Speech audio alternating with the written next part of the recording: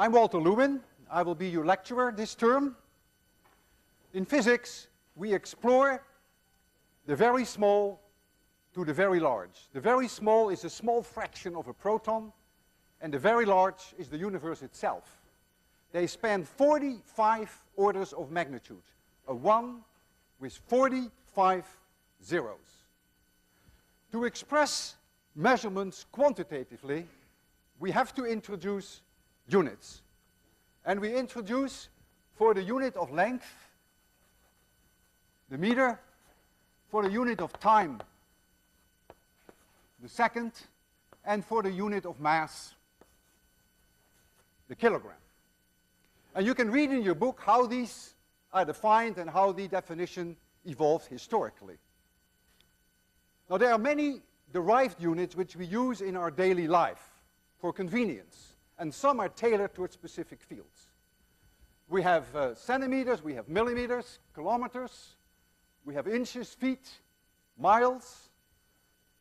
Astronomers even use the astronomical unit, which is the mean distance between the Earth and the Sun, and they use light years, which is the distance that light travels in 1 year. We have milliseconds, we have microseconds, we have days, weeks, hours, centuries, months, all derived units.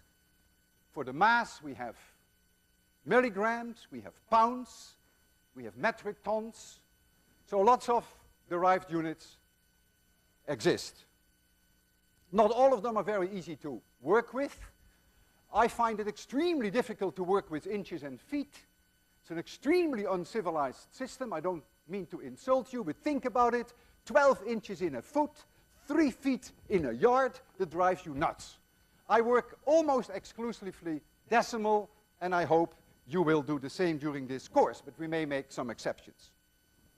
I will now first show you a movie which is called The Powers of 10. It covers 40 orders of magnitude.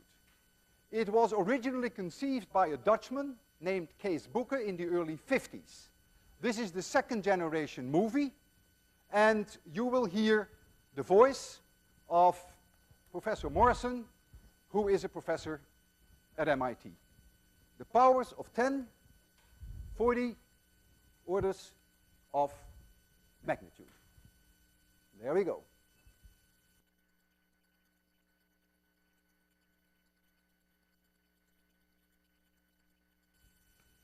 I already introduced, as you see, their length, time, and mass, and we call these the three fundamental quantities in physics. I will give this the symbol capital L for length, capital T for time, and capital M for mass. All other quantities in physics can be derived from these fundamental quantities. I give you an example. I put a bracket around here. I say speed, and that means the dimensions of speed. The dimensions of speed is the dimension of length divided by the dimension of time. So I can write for that bracket L divided by bracket time. Whether it's meters per second or inches per year, that's not what matters. It has the dimension length per time. Volume would have the dimension of length to the power 3. Density